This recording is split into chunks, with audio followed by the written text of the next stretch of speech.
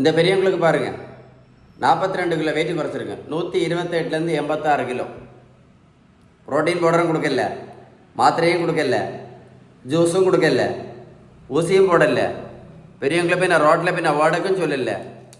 சியா சீடும் கொடுக்கல, பம்கின் சீடும் கொடுக்கல, வெள்ளை பூசணிக்காய் ஜூஸும் கொடுக்கல, கருப்பு பூசணிக்காய் ஜூஸும் கொடுக்கல, சுரக்காய் ஜூஸும் கொடுக்கல, ஏபிசி ஜூஸும் கொடுக்கல, யோகாவும் பண்ண சொல்லலை, மெடிடேஷனும் பண்ண சொல்லலை, சிறுதானியமும் கொடுக்கல.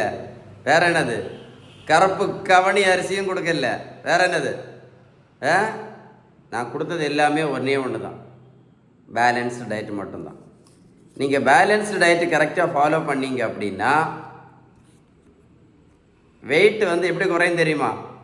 டக் டக் டக் டக் டக் டக்குன்னு குறையும். அது மட்டும் இல்லை, வெயிட்டு குறைச்சா இந்த இன்சுலின் ரெசிஸ்டன்ஸ் இருக்குது பார்த்தீங்களா, இது முழுமையாக சரியாகும்.